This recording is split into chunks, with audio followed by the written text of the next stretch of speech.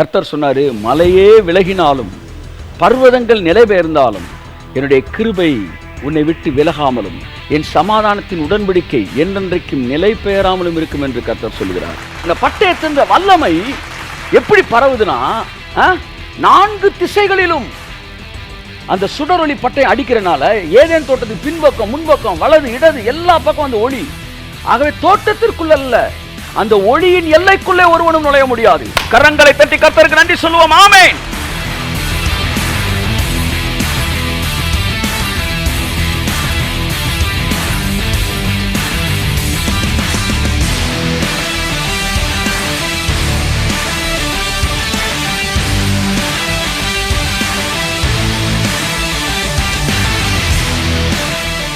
எத்தனை 1000 கோடி பேர் பிறந்திருக்கிறாங்க. இந்த ஒரு ஜெனரேஷன்ல 800 கோடி பேரா, 6000 வருஷத்துல எத்தனை 1000 கோடி பேர் பிறந்திருப்பாங்க.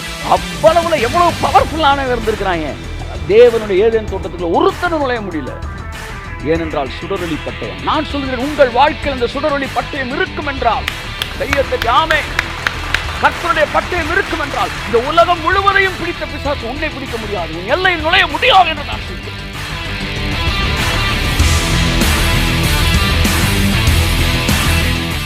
தேவனுடைய பட்டயத்தை பற்றி உங்களிடத்தில் ஒரு சில காரியங்கள் பேச விரும்புகிறேன். ஆதியாகமம் 3ஆம் அதிகாரம் 24ஆம் வசனம். ஆதியாகமம் 3:24 ஏதேன் தோட்டத்தில் மனுஷன் எதை சாப்பிடக்கூடாதுன்னு கர்த்தர் சொன்னாரோ அந்த பழத்தை என்ன செஞ்சுட்டான்? சாப்பிட்டுட்டான். சாப்பிட்ட உடனே அவனுடைய மைண்ட் செட் பாருங்க என்னவாயிருச்சு? கரப்ட் ஆயிடுச்சு. கரப்ட் ஆன உடனே அவன் ஏதேன் தோட்டத்தில் இருந்தான்னா எல்லாமே என்ன ஆயிரும்? தாறுமாறாக மாறிடும். பாருங்க, நேபுகாத்நேச்சர் மென்டல் ஆகிட்டான். மென்டல் ஆன உடனே அவனை மெதுவாக என்ன செஞ்சுட்டாங்க? கொல்லப்புறத்துக்கு கூட்டு போயிட்டாங்க. ஏன்னா அதுக்கப்புறம் சிங்காசனத்தில் இருந்தான்னா முட்டாள்தனமாக சட்டத்தை ஏற்றி முட்டாள்தனமாக முத்திரை மோதிரத்தை எடுத்து என்ன செஞ்சிருவான்? குத்திக்கிட்டு இருப்பான். இல்லை யாராச்சும் ஒரு கோணை ஏசி குச்சி ஏசின்னு வாங்கி கொடுத்தாங்கன்னா மோதிரத்தை அடகு வச்சுட்டு அவன் இஷ்டத்துக்கு வந்து என்ன செஞ்சிருவான்? குத்திட்டு போயிடுவான்னு பார்த்தாங்க. இவன் மென்டல் ஆகிட்டான். இனிமேல் இவனை வந்து பாபிலோன் சிங்காசனத்தில் உட்கார வைக்க முடியாதுன்னு கொண்டு, அதனால் வெளியே வந்து எழுத முடியாது மெதுவாக கொண்டு கொல்லப்புறத்தில் விட்டுட்டாங்க. அவன் கொல்லப்புறத்தில் மாடு மாதிரி புல்லை மேய்ஞ்சிக்கிட்டு இருந்திருக்கான். இது கதை ஹிஸ்ட்ரி சொல்லுது. அது அடுத்த விஷயம். இப்போ இவன் திடீர்னு ஒரு நாள் கர்த்தர் அவனை தொட்டு சோகமாக்கணப்ப அவன் புத்தி அவனுக்கு திரும்ப வந்துச்சுல, திரும்ப பாபிலோன் இதுக்கு வந்துட்டான், சிங்காசனத்துக்கு வந்துட்டான். அப்படித்தான் ஆதாம் பழத்தை தின்னவனு மென்டல் ஆகிட்டான். மென்டல் ஆன பிறகு உள்ளே இருந்தானா டேஞ்சர். அவனை அமைதியை வெளியே கொண்டு வந்துட்டார். திரும்ப சத்தியத்தை அறிவீர்கள், சத்தியம் உங்களை விடுதலை ஆக்குன்னு சொன்னப்ப சத்தியத்தை அறிஞ்சன புத்தி திரும்புதில்லை, திரும்ப ஏதேனுக்கு வாடான்னு தூக்கிட்டு வர்றார். கையை தட்டு வருவார். ஆமென், ஹல்லேலூயா. ஸோ முதல் முறை மனிதன் பழத்தை புசித்து மென்டல் ஆனப்ப, கடவுளே எதிரியாக பார்த்தப்ப கர்த்தர் என்ன செய்கிறார்? அவனை ஏதேன் தோட்டத்தை வீட்டுக்கு வெளியே அனுப்புகிறார். அனுப்பி அங்கே என்ன செய்கிறார்? வாசிப்போம். 3ஆம் அதிகாரம் 24ஆம் வசனம். அவர் மனுஷனை துரத்திவிட்டு ஜீவ விருட்சத்துக்கு போகும் வழியை காவல் செய்வதற்கு ஏதேன் தோட்டத்திற்கு கிழக்கே கேருபீன்களை வீசிக்கொண்டிருக்கிற சுடர் ஒளி பட்டயத்தை வைத்தார். ஹல்லேலூயா. கரங்களை தட்டி கர்த்தருக்கு நன்றி சொல்லுவோம். ஆமென், ஆமென், ஆமென். தேவன் ஏதேன் தோட்டத்திலிருந்து வெளியே அனுப்பிச்சிட்டு திரும்ப உள்ளே வந்துடக்கூடாது. வந்தால் டேஞ்சர். யாருக்கு டேஞ்சர்? அவனுக்கு தான் டேஞ்சர். இப்போ ஆதாம் வந்து என்ன செஞ்சிட்டான்? வியாதி வர்றதுக்கு வழி ஓப்பன் பண்ணிட்டான். வியாதி அவன் சரீரத்துக்கு என்ன செஞ்சிடும்? வரப்போகுது. இப்போ அவன் உள்ளே விட்டோம்னா ஜீவ விருட்சத்தை சாப்பிட்டான்னா இந்த வியாதி வந்து ஐயோ என் உயிர் போகாதா அப்படின்னு நினச்சிக்கிட்டு இருக்க நேரம் ஜீவ விருட்சத்தை சாப்பிட்டுட்டானா உயிரும் போகாது, வியாதியும் போகாது. கொஞ்சம் யோசிங்க, எவ்வளோ மோசமானது. சில நேரம் சில மரண அவஸ்தையை பார்க்கும்போது அவர்கள் இறந்து போனால் கூட நல்லா இருக்கும்னு நம்ம நினைக்கிறோம். அப்போ ஒரே விடுதலை மரணம் தான். ஆனால் அந்த மரணமும் வராமல் மனுஷன் துடிச்சுக்கிட்டே இருந்தான்னா அதனால தான் அந்த துடிப்புக்கு உன்னை கொண்டு போகக்கூடாது என்றக்கான் தேவன் நிறுத்தி உன்னை சரி பண்ணி திரும்ப அந்த ஜீவ விருட்சத்தை நான் தரேன் என்று சொல்லி கொண்டு போ. அப்போ அவனை வெளியே அனுப்பி ஜீவ விருட்சத்துக்கு போகும் வழியை காவல் செய்ய ஏதேன் தோட்டத்திற்கு கிழக்கே கேருபீன்களை வீசிக்கொண்டிருக்கிற சுடர் ஒளி எல்லாம் சொல்லுங்க பட்டயத்தை வைத்தார். கை தட்டுங்க ஒருத்தருக்கு. ஆமென், ஹல்லேலூயா. ஒரு பட்டயம், சரியான பட்டயம் கிழக்கில் வைக்கிறார். எவனும் உள்ளே வரக்கூடாதுறான்னு. ஒரு சாதாரணமாக ஒரு இளைஞனாக இல்லை மாம்சத்துக்குரிய சிந்தனை எனக்கு வந்துச்சு.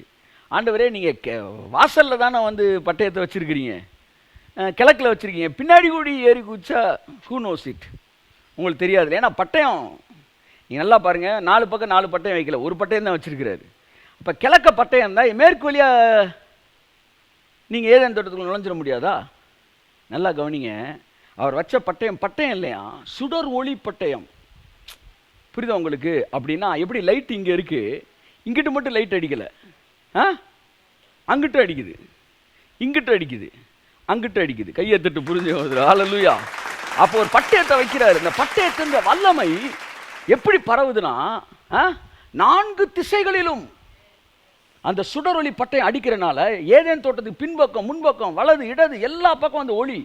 ஆகவே தோட்டத்திற்குள்ள அல்ல, அந்த ஒளியின் எல்லைக்குள்ளே ஒருவனும் நுழைய முடியாது. கரங்களை தட்டி கர்த்தருக்கு நன்றி சொல்லுவோம். ஆமென், ஆமென், ஆமென். இந்த சுடரொளி பட்டயத்தை தேவன் ஏதேன் தோட்டத்தில் வச்சனால அந்த லைட் எவ்வளவு தூரம் அடிக்குதோ அந்த லைட்டுக்குள்ள எது நுழைஞ்சாலும் பொசுங்கிரும். அதுதான் தேவனுடைய பட்டயம். அந்த பட்டயத்தை குறித்த அறிவு இன்றைக்கு சபைகளுக்கு கடந்து வருவதாக என்று நான் சொல்லுகிறேன். அந்த சுடரொளி பட்டயத்தை வச்சப்ப அது லைட் எவ்வளவு தூரம் போச்சோ ஒருத்தரும் உள்ள வர முடியாது. இப்போ அந்த ஏதேன் தோட்டம் எங்க இருக்கு? அந்த ஏதேன் தோட்டம் இன்றும் எங்க தான் இருக்கு? எங்க படைச்சார் ஏதேன் தோட்டத்தை? முதல்ல சொல்லுங்க. எங்க படைச்சார்? பரலோகத்தில் படைச்சார், பூமியில படைச்சாரா, இல்ல நிலால படைச்சாரா, செவ்வாய் கிரகத்தில் படைச்சார்? எங்க படைச்சார்? பூமியில படைச்சார். அப்ப ஏதேன் தோட்டம் இதே பூமியில தான் இருந்திருக்கு. எங்கேயோ இருந்திருக்கு. இந்த இடமா, இல்ல நீங்க இருக்க இடமா, இல்ல அமெரிக்காவா, ஆப்பிரிக்காவா, எங்கேயோ இந்த பூமியில ஒரு குறிப்பிட்ட அளவு பெரிய ஏக்கர்ல ஏதேன் தோட்டம் இருந்திருக்கு. மனுஷன் தப்பு செஞ்ச உடனே அவன் வெளியே போயிட்டான். அதுக்கப்புறம் பாதுகாப்பாக சுடரொளி பட்டயத்தை வச்சாரு. இப்பவும் அந்த ஏதேன் தோட்டம் எங்கே தான் இருக்கு? பூமியில தான் இருக்கு. இதுக்கு இடையில எத்தனையோ கோடிக்கணக்கான பேர் பறந்துருக்கிறாங்க. பெரிய பெரிய போர் வீரர்கள், பெரிய பெரிய பட்டயத்தை வீசுகிறவர்கள், தளபதிகள், ராஜாக்கள். இந்த 6000 வருஷம் கோடா கோடி பேர் பிறந்திருக்கிறான் இதே பூமியில. போர் வீரர்கள், தளபதிகள், சக்கரவர்த்திகள், ஞானிகள், அணு ஆயுதங்களை கொண்ட சர்வாதிகாரிகள் எவ்வளவு பேர் பறந்திருக்கிறாங்க. ஆனா ஒருத்தன் கூட இன்னைக்கு ஒரு ஏதேன் தோட்டத்துக்குள் நுழையல. கையை தட்டு வருவதற்கு ஆமென். ஒருத்தன் கூட தோட்டத்துக்குள் நுழைய முடியலன்னா அந்த பட்டயம் எவ்வளவு பெரிய பட்டயம். எத்தனை 1000 கோடி பேர் பிறந்திருக்கிறாங்க. இந்த ஒரு ஜெனரேஷன்ல 800 கோடி பேரா. 6000 வருஷத்துல எத்தனை 1000 கோடி பேர் பிறந்திருப்பாங்க. அவ்வளவுல எவ்வளவு பவர்ஃபுல்லான இருந்திருக்கிறாங்க. ஆனா தேவனுடைய ஏதேன் தோட்டத்துக்குள்ள ஒருத்தனும் நுழைய முடியல. ஏனென்றால் சுடரொளி பட்டயம். நான் சொல்கிறேன், உங்கள் வாழ்க்கையில் இந்த சுடரொளி பட்டயம் இருக்கும் என்றால் கையை தட்டி ஆமென். கர்த்தருடைய பட்டயம் இருக்கும் என்றால் இந்த உலகம் முழுவதையும் பிடித்த பிசாசு உன்னை பிடிக்க முடியாது, உன் எல்லையில் நுழைய முடியாது என்று நான் சொல்கிறேன். எல்லைக்குள் நுழைய முடியாது. பாருங்க, இதே உலகத்தில் இந்த பூமியில தான் west part of north Atlantic ஓசன்ல என்ன இருக்குது? பெர்முடா ட்ரையாங்கிள் இருக்கு. பெர்முடா ட்ரையாங்கிள் இது எங்க இருக்கு? நியர் ஐ திங்க் புளோரிடாக்கு பக்கத்தில் வருதுன்னு நினைக்கிறேன். Bermuda triangle. இந்த ட்ரையாங்கிள்குள்ள எந்த கப்பல் போனாலும் என்ன ஆயிடுது? காணாமல் போயிடுது. இவங்க பெரிய பெரிய ஹைலி எக்யூப்டு டெக்னாலஜியில் பயங்கரமான இதெல்லாம் கொண்டு போனாலும் ஒரு குறிப்பிட்ட இடத்துக்கு மேலே போனால் என்ன ஆயிடுது? கனெக்ஷனே கட் ஆயிடுது. சரி, கப்பலில் போனால் தான் அப்படியா அப்படின்னு ஃப்ளைட்டில் போனால் ஃப்ளைட்டும் அந்த ஏரியாவை கிராஸ் ஆனால் என்ன ஆயிடுது? காணாமல் போயிடுது. அதில் காணாமல் போனது எதையுமே இது வரைக்கும் கண்டுபிடிக்கலை. மனுஷன் நிலாவுக்கு போயிட்டான். நிலாவில் போய் வந்து குழாயில் நல்ல தண்ணி வருதா உப்பு தண்ணி வருதான்னு பார்த்துட்டான். செவ்வாய் கிரகம் போயிட்டான். அவன் போகாத இடமே இல்லை. ஆனால் பூமிக்குள்ள ஒரு ஏரியாவுக்குள்ள போக முடியல. என்ன குடும்பம் சார் இது? இப்போ இந்த பெர்முடா ட்ரையாங்கிளை எவனையும் கிராஸ் பண்ணவே முடியல. அதனால் சிலர் என்ன சொல்கிறாங்கன்னா வந்து இந்த பெர்முடா ட்ரையாங்கிள் தான் தேவன் சுடரொளி பட்டயம் வைத்த ஏதேன் தோட்டமாக இருக்கலாம். இன்னைக்கு இவ்வளவு சயின்ஸ் வளர்ந்து டெக்னாலஜி இருந்தும் பெர்முடா ட்ரையாங்கிள்ஸ்குள்ள என்ன இருக்குன்னு இவனால் பார்க்கவே முடியல. பூமிக்குள்ளே போயிட்டான், வானத்துக்கு மேலே போயிட்டான், எங்கெங்கேயோ போயிட்டான். நிலாவில் போய் உட்காந்து கொடியை ஊண்டிட்டு வந்துட்டான். ஆனால் இங்கே பூமியில் இந்த குறிப்பிட்ட விஷயத்தை தாண்டறதுக்கு ஃப்ளோரிடாலேருந்து அந்த அந்த அந்த அந்த நார்த் அட்லாண்டிக் ஓஷனில் வந்து கிராஸ் பண்ணுறதுக்கு ஒரு குறிப்பிட்ட எல்லையை தாண்டறதுக்கு சில கிலோமீட்டர் தான் இந்த பெர்முடா ட்ரையாங்கிள்ஸ் வழியாக போனான். ஆனால் போனால் போகலாம், திரும்ப வர முடியாது. வீட்டிலேருந்து புளியோதரை கட்டி கொடுத்து போயிட்டு வாப்பா மகனேன்னா போனதோட அவ்வளோதான். புளியோதரை பொட்டணும் போயிடும், ஆளும் காணாமல் போயிடும், திரும்ப வரமாட்டான். அதனால் எவ்வளோ ஷார்ட்டாக இருந்தாலும் அதை கிராஸ் பண்ணாமல் எத்தனையோ கிலோமீட்டர் சுற்றி போயிட்டுருக்குறாங்க. எவனாலே அங்கே போனால் என்ன ஆகுதுன்னு கண்டுபிடிக்க முடியல. என்ன ஒரு ஒரு ஒரு ஒரு ஒரு ஆச்சரியம் பாருங்கள் இந்த இந்த பூமிக்குள்ளே. அதனால் சில தியாலஜின்னு சொல்கிறாங்க அது ஏதேன் தோட்டமாக இருக்கலான்றாங்க. Whatever it may be. ஆனால் ஒன்று தெரியுது, தேவன் சுடரொளி பட்டயத்தை வச்சுட்டாருன்னா அந்த லைட்டு எத்தனை திசையில் அடிக்குதோ ஒருவனும் ஒன்று நெருங்க முடியாது. இந்த உலகமே வந்தாலும். இதுதான் தேவனுடைய பட்டயத்தின் வல்லமை. ஹல்லேலூயா. மனிதனுடைய பட்டயம் மனுஷனை மட்டும் அழிக்குது. தேவனுடைய பட்டயம் வியாதி, வறுமை, பிரச்சனை, உனக்கு எதிர்மறையான எல்லாத்தையும் அழிக்குது. அந்த சுடரொளி பட்டயத்தை வச்சு ஏதேன் தோட்டத்தில் ஒருத்தனாச்சும் போயிட்டு வந்து, நான் நிலாவுக்கு போனேன், இந்த மாதிரி ஏதேன் தோட்டத்துக்கு போயிட்டு வந்தேன்னு நீங்கள் வரைக்கும் சொல்லலாம். அது எங்கே இருக்குன்னே நீங்கள் ஒரு மனுஷனுக்கும் தெரியல. என் அன்புக்குரியவர்களே, அந்த பட்டயத்தின் ஒளிக்குள்ளாக ஒரு மனிதன் உள்ள நுழைய முடியாது. That is the power of God's word. God's word. எனக்கு இப்போ ஒரு கொஸ்டின். இந்த பட்டயத்தை இப்போ தேவன் உங்கள் கையில் கொடுத்துட்டாருன்னு வச்சுக்கோங்க. Just imagine it. அந்த பட்டயத்தை எடுத்து நீ எந்த திசையிலெல்லாம் நீட்டுறீங்களோ அந்த திசையெல்லாம் உங்களுக்கு எதிர்மறையான காரியங்கள் அழிக்கப்பட ஆரம்பிக்கும். இப்போ தேவன் தன்னுடைய பட்டயத்தை உங்கள் கையில் கொடுத்தா, மகனே நீ இதை வச்சு நீ ஆளுகை செய்டா, உனக்கு எதிராக வர்றதுக்கு நேரம் நீட்டாத பட்டயத்தை அப்படின்னு சொல்லி நம்ம கையில் அந்த பட்டயத்தை கொடுத்தாருன்னா நம்ம லைஃப் எப்படி இருக்கும்? கொஞ்சம் யோசித்து பார்த்தேன். இதைத்தான் கிதியோனுக்கு கர்த்தர் கொடுத்தார். கிதியோன் பற்றி பைபிள் சொல்லுது, ஒரு பயந்தவன். அவன் ஒரு பயந்தவனை கொண்டு கர்த்தர் மாபெரும் வெற்றியை கொடுத்தார். இந்த கிதியோன்றவன் யாருன்னா, ஆலைக்கு பக்கத்திலே பரம்படிச்சுக்கிட்டு இருக்கிறவன். பரம்படிக்கிற இடத்துக்கு போகாமல் பக்கத்திலே பரம்படிக்கிறான். பெலிஸ்தீனுக்கு பயப்படுறான், பயந்து போயிருக்கிறான். அவனை பார்த்து கர்த்தர் சொல்கிறாரு, பராக்கிரமசாலியே அப்படின்றார். எப்படி? அந்த மாதிரி பயந்து போயிருக்கணும் பார்த்து பராக்கிரமசாலி என்றார். நீ நினச்சிக்கிட்டு இருக்க சில நேரம் நீ பயந்தவன்னு, ஆனால் கர்த்தர் சொல்கிறார் நீ பராக்கிரமசாலிடான்றார். என்ன ஆண்டவரே அப்படின்றான். மீதியானியரை ஒரே மனுஷனை அடிப்பது போல நீ முறியடிக்க போகிறாய் என்றார். என்ன ஆண்டவரே? ஆவியானவர் என்ற ஒரு விஷயம் சொன்னார். இந்த கொரோனான்றது கோடிக்கணக்கான கிருமி கிடையாது. இதுக்கு பின்னாடி இருக்க ஒரே ஒரு ஆவி. ஒட்டுமொத்த கிறிஸ்தவ உலகம் அந்த ஒரு ஆவியை தாக்க ஆரம்பிச்சிங்கன்னா இது எல்லாம் மறைஞ்சிடும் இயேசு நாமத்தில். அவன் காலியான இதெல்லாம் காலியாயிருங்க. இதெல்லாம் இல்யூஷன். அது அவன் தான் மெயின் பார்ட்டு. அவனை தூக்குனீங்கன்னா இந்த பிக்சர் எல்லாம் மறைஞ்சிரும் இயேசு நாமத்தில். நீங்கள் நான் don't think that take it in a wrong sense. நான் படத்தை பேசுகிறேன்னு, ஆனால் அதில் பிக்சரைஸ் பண்ணுறாங்க. அதான் நான் சொல்ல வரேன். பைபிள் சொல்கிறத பிக்சரைஸ் பண்ணுறாங்க. ஸோ அந்த பிக்சரைசிங் தேவை. மம்மியில் அந்த ஸ்கார்பியன் கிங்கை காலி பண்ண உடனே சுற்றி இருக்கிற எல்லாமே மாயை என்ன செஞ்சிருது? அழிஞ்சிருது. அப்படித்தான் உங்களுக்கு எதிராக இருக்கிற அந்த ஒரே ஒரு பிசாசு தான், கொரோனாவுக்கு ஒரே ஒரு ஆவி தான். அத்தனை பேர் இப்போ நீங்கள் நைட்டு டார்கெட் பண்ணிங்கன்னா அந்த ஒரே ஆவியை சுட்டறியப்பட்டான் இயேசு நாமத்தில். சுற்றி இருக்க இல்யூஷன்லாம் மறைஞ்சிரும் இயேசு நாமத்தில். கரங்களை தட்டி கர்த்தர் நன்றி சொல்லுவோம். ஏன் போச்சு? எப்படி போச்சு? ஏன் இறங்குச்சு? ஏன் இந்த நோய்பட்டவரோட எண்ணிக்கை இப்படி சடுதியாய் வீழ்ச்சி அடைந்தது? நோய் கிருமிகள் இல்லை டெஸ்ட் பண்ணா மக்கள் எல்லாம் வெகு வேகமாக குணமடைகிறார்கள். ஒன்றுமே இல்லாமல் எப்படி இந்த விகிதாச்சாரம், இந்த புள்ளி விவரம் எப்படி குறைந்தது? ஆச்சரியப்படத்தக்கதாய் மாற்றங்களை கர்த்தர் கொண்டு வருவார். கிதியோனை பார்த்து சொல்றாரு, ஒரே மனுஷன் அடிப்பமா நீ அடிப்பேன். அவன் சொல்றான், ஆண்டவரை எதை வச்சு அடிப்பேன்? எப்படி இஸ்ரவேலை எதனாலே நான் ரட்சிப்பேன்றான். கர்த்தர் சொல்றாரு, என் பட்டயத்தை உனக்கு தருவேன்டான்றார். கையை தட்ட வந்தவர் ஆமென். என் பட்டயத்தை உனக்கு தருவேன்றார். அப்ப கிதியோன் பயந்தவன் தான். ஆனா வெறும் 300 பேர் கூட்டிட்டு போய் மீதியானியரை அடிச்சு துவைச்சு ஜெயிச்சிட்டாங்க. சார் ஒரு நாடே இருந்துச்சு ஜெயிக்க முடியல, ஆனா வெறும் 300 பேரை வச்சு ஜெயிச்சிட்டான். அவன் ஜெயிக்கிறதுக்கு கர்த்தர் அவனுக்கு ஒரே ஒன்று தான் சொல்லி கொடுத்தாரு, என் பட்டயத்தை கையில் வச்சுக்க அப்படின்னாரு. நல்லா கவனிங்க. நியாயாதிபதிகள் 7ஆம் அதிகாரம் 7:18 ஜனங்கள்கிட்ட ஒன்று சொல்லித்தராரு. இந்த ஸ்லோகத்தை மட்டும் சொல்லிக்கிட்டே இருந்தீங்கன்னா நீங்கள் ஜெயிச்சிருவீங்கடான்னு. இப்போ கிதியோன் பட்டயத்தை வச்சிருக்கிறான். இப்போ 7:18 சொல்லி, நானும் என்னோட இருக்கிற சகலமான பேர்களும் எக்காலம் ஊதும்போது நீங்களும் பாளையத்தை சுற்றி எங்கும் எக்காலங்களை ஊதி என்ன சொல்லணுமா? கர்த்தருடைய பட்டயம் கிதியோனுடைய பட்டயம் என்பீர்களாக. கையை தட்டுங்க. ஆமென். ஹல்லேலூயா, ஹல்லேலூயா. ஸோ இஸ்ரவேல் ஜனங்களுக்கு கர்த்தருடைய பட்டயத்தை பற்றிய பயங்கரமான ஒரு வெளிப்பாடு இருந்திருக்கு. அந்த பட்டயத்துக்கு முன்னாடி ஒருத்தனை நிற்க முடியாது சார், ஒருத்தன் நிற்க முடியாது.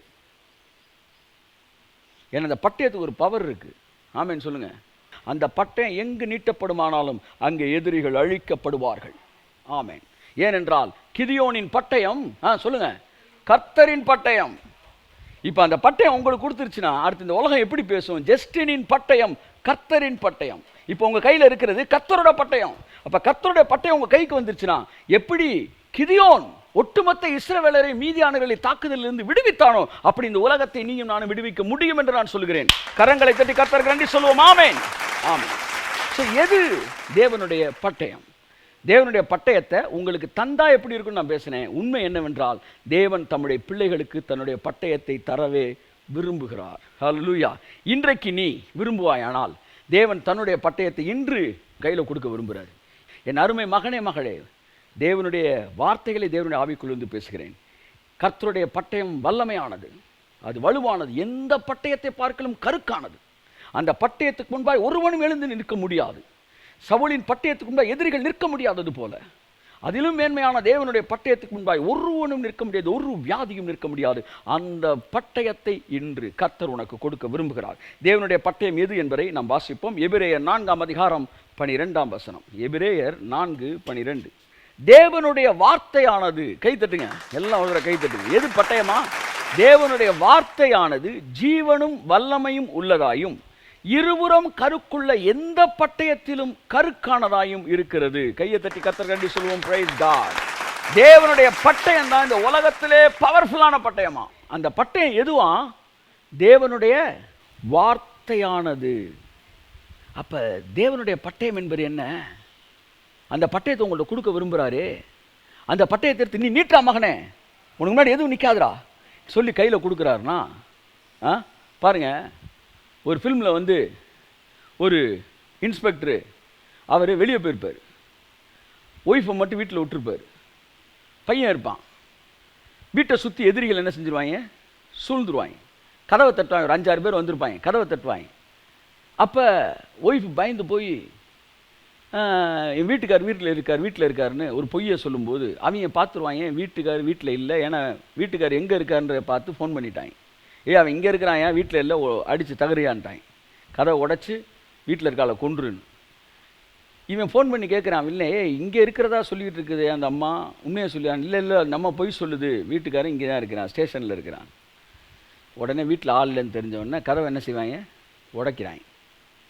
அப்போ உடனே அந்த பையன், சின்ன பையன் ஃபோன் பண்ணுறான் அப்பாவுக்கு. அப்பா சுற்றி எதிரிகள் கதவை தட்டாங்க. உனக்கு அப்பா சொல்கிறார், நேராக போய் பீரோவை தொடரா பண்ணுறாரு.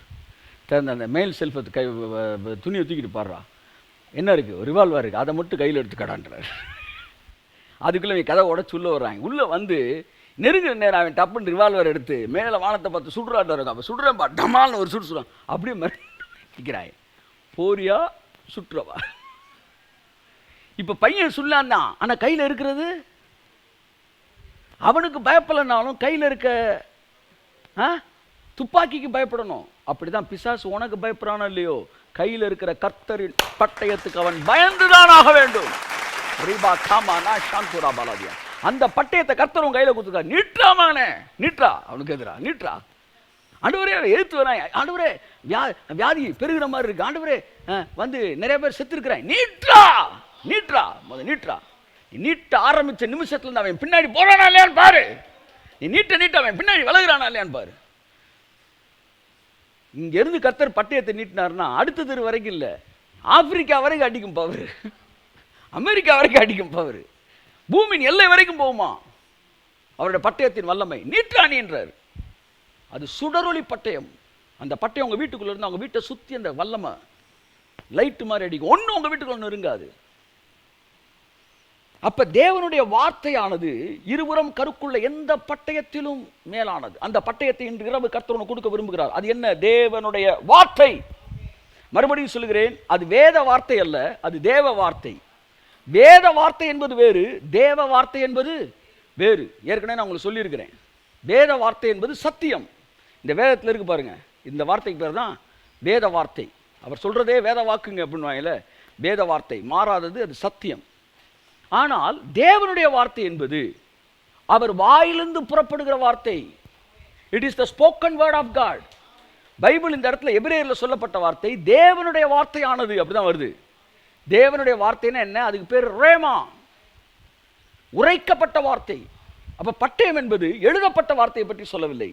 எழுதப்பட்ட வார்த்தை லோகாஸ், உரைக்கப்பட்ட வார்த்தை ரேமா. அப்ப எது பட்டயம் என்றால் உரைக்கப்பட்ட வார்த்தை. தேவனுடைய வாயிலிருந்து புறப்படுகிற ஒவ்வொரு வார்த்தையும் உன் கையில் வரும் என்றால் அது பட்டயமாக வாழ்க்கையில் செயல்படும் என்று நான் சொல்கிறேன். என் அருமையான மகனே மகளே, உன்னுடைய வாழ்க்கையில் ஒரு சுடரொளி பட்ட வேண்டும் என்றால் கர்த்தருடைய வாயிலிருந்து புறப்படுகிற வார்த்தை இன்றைக்கு உனக்குள்ளே கடந்து வருவதாக. அதுதான் உன்னுடைய பட்டயம்.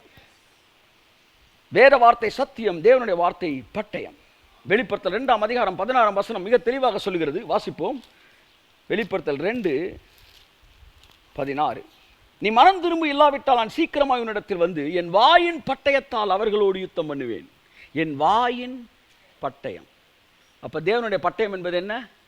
வாயிலிருந்து புறப்படுகிற ஒரே ஒரு வார்த்தை இந்த உலகத்தை தலைகளாக்கிவிடும் என்று நான் சொல்லுகிறேன். மகனே மகளே, வார்த்தை அசால்ட்டா நினைக்காது. ஒரு வார்த்தைக்காக நீ ஒரு வருஷம் காத்திருந்தா கூட பரவாயில்ல, அந்த ஒரு வார்த்தை உனக்குள்ள வந்தா 100 வருஷம் வாழ்க்கையை மாத்தினது. தேவனுடைய வாயிலிருந்து புறப்படுகிற வார்த்தை. வெளிப்படுத்தல் 19:15 அதான் இருக்கு. வீட்டில் போய் வாசிங்க. வாயிலிருந்து பட்டயம் புறப்பட்டது. ஓகே, இப்போ ஒரு சின்ன விஷயத்தை நான் சொல்லிட்டு போக விரும்புகிறேன். Word and sword. வார்த்தைனா என்ன, பட்டயம்னா என்ன? Word is truth, word of God. Sword is spoken word of God. Word is written word of God. Sword is spoken word of God. இப்போ எனக்கு இந்த ஸ்போக்கன் வேர்டை கர்த்தர் தர விரும்புகிறார். எத்தனை பேர் விரும்புகிறீங்க? ஆமென். கர்த்தர் தன்னுடைய வார்த்தையை உங்களுக்கு கொடுக்க விரும்புகிறார்.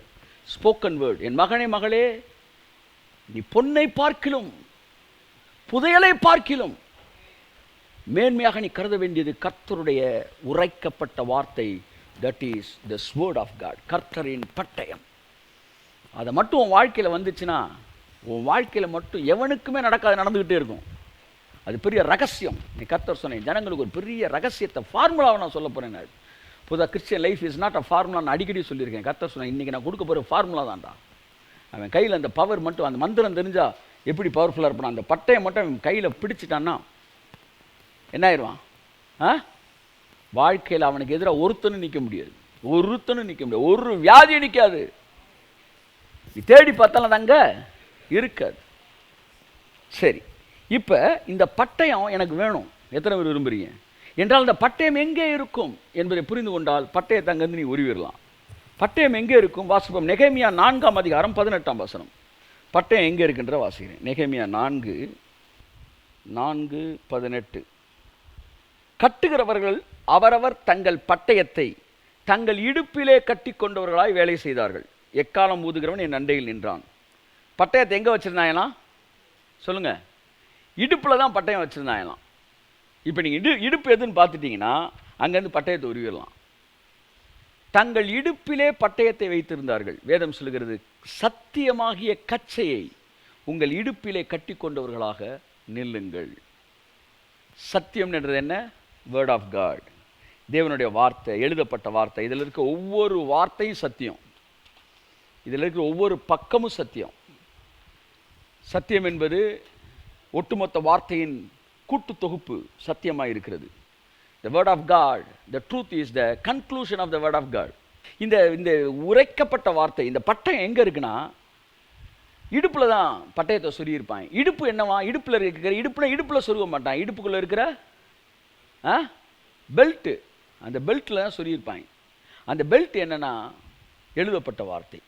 சரி, இப்போ இந்த பெல்ட்டுக்குள்ளே இருந்து இந்த வசனத்தை நீ உருவுறினா, அப்போ இந்த பட்டயத்தை உருவுறினா, இந்த உரைக்கப்பட்ட வார்த்தையாகிய பட்டயம், அதுதான் சுடரொளி பட்டயம். அது எங்கேருந்து தான் நீ உருவணும்? சொல்லுங்கள். எழுதப்பட்ட வார்த்தைக்குள்ளே ஆகிய இந்த பெல்ட்டில் இருந்து தான் அது உருவோம். அப்போ இந்த பெல்ட்டுக்குள்ளே தான் எங்கேயோ அந்த என்ன இருக்குது? அந்த பட்டயம் இருக்குது. பட்டயம் வேணும்னா இதுக்குள்ளே தான் கர்த்தர் வச்சிருக்கார். கரங்களை தட்டி கர்த்தர் நன்றி சொல்லுவோம். ஆமென். அதனால் எபேசியர் 6:14 சொல்லுது, சத்தியம் என்னும் கச்சையை அறையில் கட்டி கொண்டவர்களாக இருங்கள்.